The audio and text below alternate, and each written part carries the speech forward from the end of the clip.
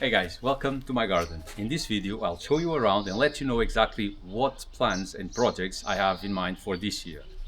Okay, some context for you. I bought this house some 30 years ago and it was an old house, needed a lot of work, so I spent the next 5 years rebuilding the inside of the house. And I mean, I had to do everything from electrics, plumbing, bricklaying, tiles, the kitchen, everything. But in the end, it was worth it and it's almost finished. Not finished. As you can see, this garden has been kind of neglected for the last few years. I did manage to get this garden looking quite okay at some stage, but then I built my first boat, then I bought my cruiser, and then I built the third boat. And of course, the day only has 24 hours, so something had to be left behind. And unfortunately, it was this garden.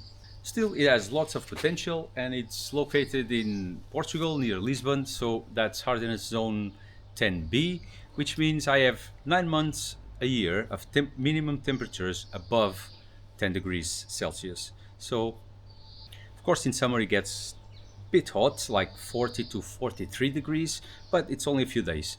Still, you need to provide some shade for some of the plants because otherwise they'll just die.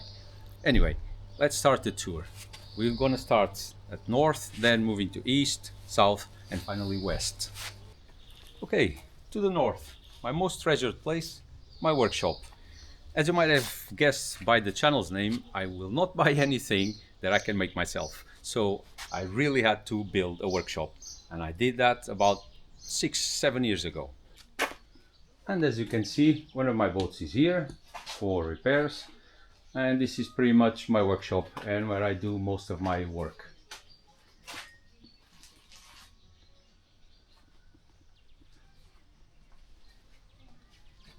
Okay, moving to the northeast. This here is my lemon tree.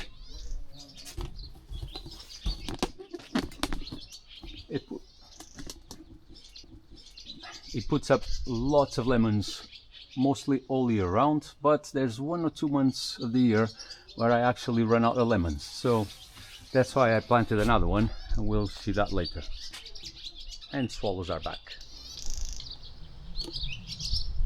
Okay, and to the east, this is the stretch where I usually plant my cherry tomatoes, and I let them grow all the way up these strings. Covering the ground, I usually have wild rocket. I know there's a bunch of stinging nettles here, but this will be removed, and I can see already wild rocket is already showing, so I'll get rid of these stinging nettles and I'll have this all covered in wild rocket, all of this bed. Here we have a goji bush, which is, well, it has grown way too much, and there's more shoots there. And the goji production isn't that great, to be honest, like a couple of dozen berries every year, but well, it's a plant, let's give it a chance. Right next to it and along this wall I've got a bunch of fruit trees that I planted about 6 years ago.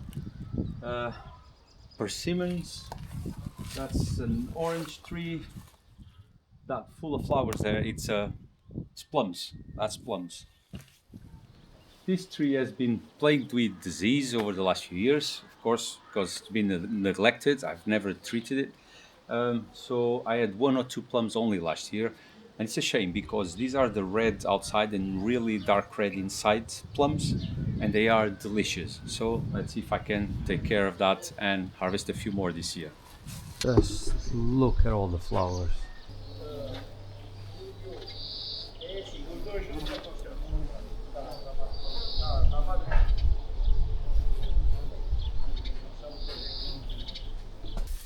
This is a tangerine tree, this is some rosemary, and this bit here where I'm standing, I had 20 tomato plants last year, and I was harvesting tomatoes up till late November. That's how good our weather was last year. Hopefully it will be the same again. In previous years I had strings here from this wire all the way to the ground so the tomato plants could just climb. This year I want to do something different. I want to build some kind of trellis here, a 2 meter high trellis here, so I can get more tomato plants here, or if not more, at least the same 20, but a bit more spaced out. Moving along, I've got another lemon tree here, planted 6 years ago as well.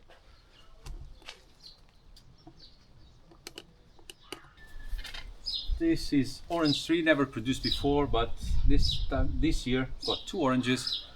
It's a start, I guess. More rosemary behind me. This is Ginura procumbens, also known as longevity spinach, and this thing is delicious in salads. It's really overgrown. I can't eat everything, but I've got a plan for this. I will not be the only one eating the spinach, because I'm going to build a chicken coop here under my fig tree, which grows like crazy every year. I'll put a small chicken coop here just for 2 chickens, so I can have fresh eggs. And this is my pear tree. Again, all my trees still need pruning this year, and I think I've got about 2 weeks to do so. Anyway, moving along. And these are my grapevines. I planted this about 10 years ago, and I had massive crops, especially from this one. This is a seedless, small, very sweet white grape. Unfortunately, it's been neglected like everything else. I haven't treated it over the last 2 or 3 years, so last season I think I had 2 grapes or 3 grapes out of this. Everything else just shriveled and died, really. I've got some more there. These here are green grapes, like this big. This one, never had a grape out of this one, so I'm just gonna cut it this year. And the other one over there is, I think, yeah, it's red grapes, big red grapes, and they're very good as well, but got quite large seeds on them. And this year I'm gonna cut them quite a bit, because I don't need that much production like I mentioned I had in some previous years, and it will make it easier to treat. So let's see how it goes.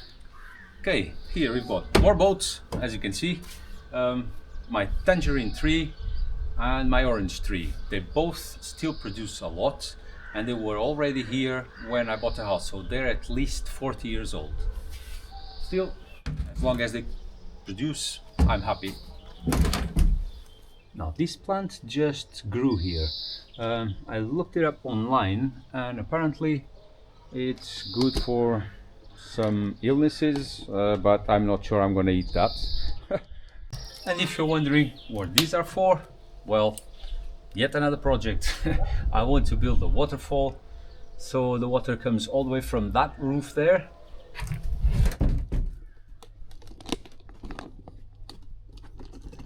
So I want the water coming all the way from there, waterfall, to some kind of reservoir here, or a small pond, and then it will run all the way in this thing,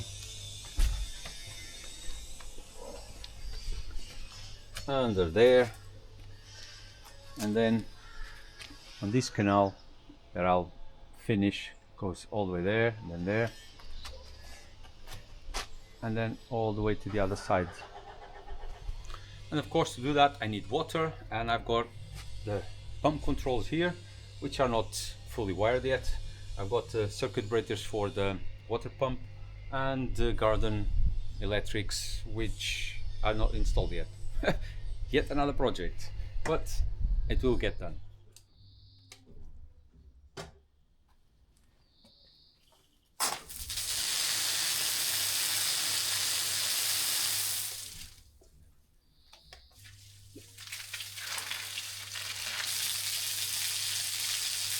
Plenty of water.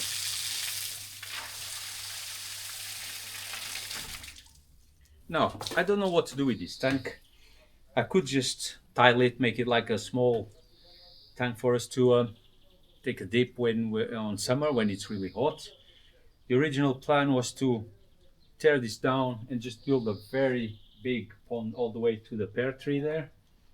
But that will require more money and more time, which for now I don't have. So probably I'll just leave it as is for another year, and then I'll think about it.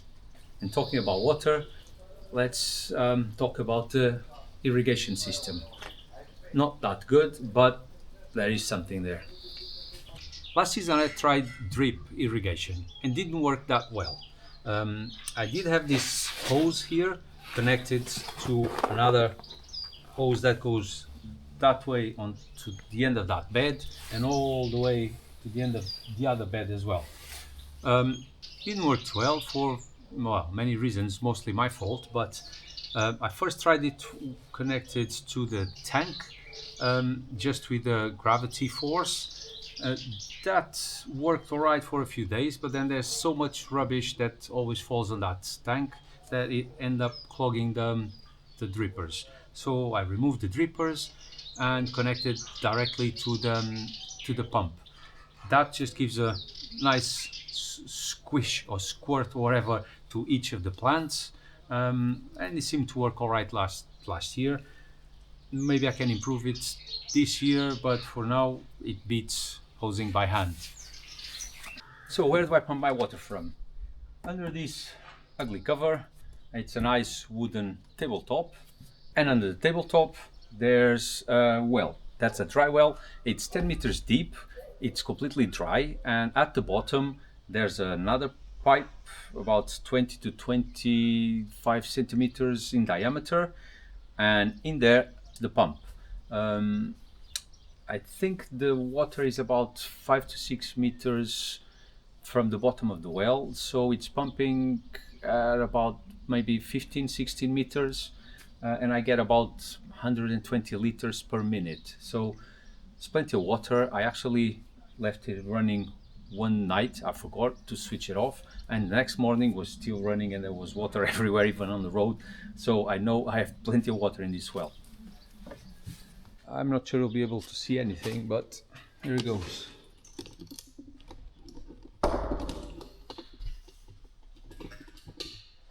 That's 10 meters all the way to the bottom, and then the pipe, and then 5 meters below that bottom there's water.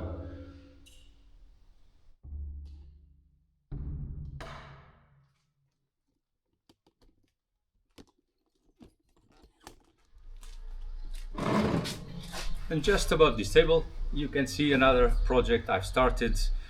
That's like a pergola or whatever, some structure for a sliding canopy, so we can be here on summer and having lunch with friends and family, because it gets way too hot. From midday the sun will be here, and from then on it's just scorching hot, so we need shade, and I'll need to finish this before summer. These tubes were given to me by a friend. They were free, and I know they look a bit rough, but they will clean up nicely, and after welded and painted, this will make a lovely structure. I've actually made another structure there with these same tubes given by my friend, and you're gonna see that it looks absolutely great. Yeah, so I still need to finish this before summer starts. Yeah, one more, one more project. And since we talked about the waterfall and this roof, I'm going to show you how bad this roof is. I really need to replace this soon. Let's have a look inside so you can see how bad this is. The people who sold me this house, they were this tall. It's not a joke, they were literally this tall. That's why all these doors are so small. When I tackled this project, replacing all this old roof by sandwich panel roof tiles, I will cut this and increase the height of all of this by maybe 25, which is probably one brick, and then you won't have to duck anymore. Okay, so this will eventually be a kitchen, but for now let's have a look at the roof. Look at that. It's just rotten. So I hope this will still hold the next heavy rains, and then I will have to take care of that. Even if I don't put new the sandwich panels, I will have to reinforce this, or this is going to fall on my head eventually. Anyway, so kitchen. I plan on cutting this over there, making a nice barbecue place here, opening this, keeping a counter here with a sink so we can have a passage to the next room where I will have a very long table that will hopefully fit 20 people, so we can have our families get together here, even if it's raining, because during summer we just use that table over there. And as you can see, I've got some strawberries here, some lettuces that I will plant within the next day or so, and some cucumbers, although I'm not sure we won't have any frost. So I will keep these for the next week or so in my greenhouse up there in my attic. So like I said, I will open that wall there to make a passage to this area here. I will close this all the way there, leaving a nice big window here so I can get sunlight in my kitchen. But that is the biggest project here. I'm not sure when I'll have enough money to do all this, but we'll see. And moving along, this is my cherry tree. I planted this 10 years ago, and it has given me the massive amount of 2 cherries in 10 years. Yes, I planted this year. At the time I did know that cherry trees need 150 or 200 hours of very low temperatures, which doesn't happen here, only in the north of Portugal. So I keep this mostly for the shade, or at least until I find another tree that I really want in my garden. It's very beautiful when it's in flowers. It's absolutely amazing. A really nice scent, and attracts a lot of bees and other butterflies and stuff. Very nice. But unfortunately, no fruit. Here I have some of my pepper plants. I tried to leave them out this winter, and look at that, they actually survived. This one actually has a tiny fruit there. They're not in the best shape, of course, but look, new shoots everywhere. So these ones survived. They are kind of bell peppers, but long and about this big, or that's what they're supposed to be. And in this bed, close to the pepper plants and the cherry tree, I've got some wild parsley, and I call it wild because I never planted it, it just grew there, and it keeps coming every year. I leave 1 or 2 bolts, and they get absolutely massive, like this big, and the flowers just then drop all the seeds, and every year I get new parsley. Never planted it, but it's good I have it. Here we've got more Ginura procumbens, or the longevity spinach. I grew a few dwarf tomatoes here last year. That's not a dwarf, that was a big one. It climbed all the way to the roof there. I also will have some strawberries here, and that's my lettuce patch there. Okay, and here I've got more peppers. These are the same red long ones as in that big pot. I planted them just in case, and I left it here under the porch. They seem to have survived the winter. They look not the best, but they didn't die, so let's see how it goes. I do have some seedlings ready, and I will compare which ones will produce more. This one, that's not over winter, just survived winter, and compare these to the other ones that I will put on the ground this year. Here, these are more bell peppers. They're not as long as the other ones. They're shorter, they're good for stuffing. They did survive. I can see some shoots here. And on this one, some leaves and more shoots there. So I guess I got lucky this time around. Hopefully next year will be just as good. This one, on the other hand, didn't make it. This was hot lemon drop, and that's absolutely dead. Oh well. Now, talking about the porch, this one I made again with those old tubes that dude gave me.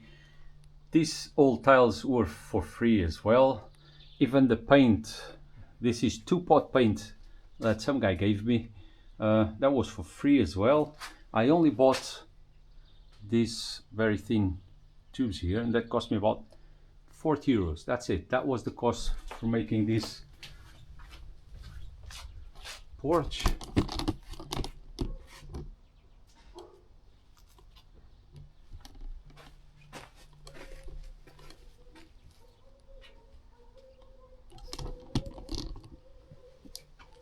Yeah, 40 euros that cost me. Not too bad, I guess. And here on the porch I've got my coriander and an experiment. These I started in December. That's a full month before I usually do it in January, mid-January. So it's more than a month. So I want to see if they will produce sooner or earlier than the other ones I've got in the greenhouse upstairs. And will they last till the end of the season as they usually do, or will they die sooner? So experiment, I'll let you know. Okay, here we've got another plum tree. These are red skin with yellow inside. This tree has always produced without any treatment. Even if it gets some disease now and again, it keeps producing, even if it's only a couple of dozen or even a dozen plums, but it always gives me fruit every year. This year I'm going to prune it and take care of it, so maybe I can increase that crop. And last but not least, my favorite cabbages. These things are amazing. They just keep growing and growing. You pick 2, 3, 4 leaves from the bottom, and the top just keeps growing and growing, and it's like cabbage on demand.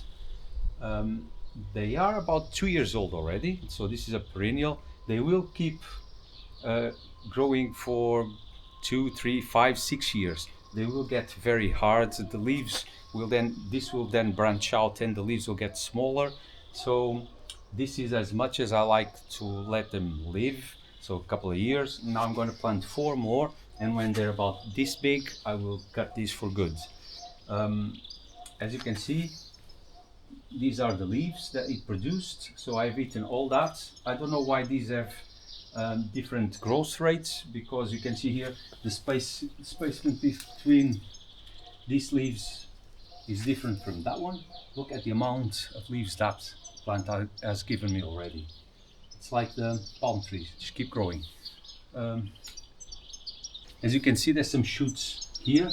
I don't like this. I just pick them because otherwise it starts branching out too much, and again leaves will get smaller, and I like these nice big leaves. Here on this one, this is actually growing into the tree, so I might actually, next time I need some cabbage, I will cut this here and let this one grow and see how it goes. Oh, stinging nettles. As you can see, even a small garden like mine can have a lot of work to do, from pergolas to roof tiling, waterfalls, water streams, gardening, and so on and so on. A lot of projects, no lack of content for more videos. Of course, I will have to pace it according to my free time and spare cash. And to be honest, I don't have much of either at the moment, but I still want to do the gardening part. The gardening will happen immediately because with this beautiful weather, you just have to do it. Now, if you guys want to keep up with all my projects, and if you want to see what I can achieve with little time and money, subscribe to this channel. Give it a thumbs up to the video, and I'll see you soon.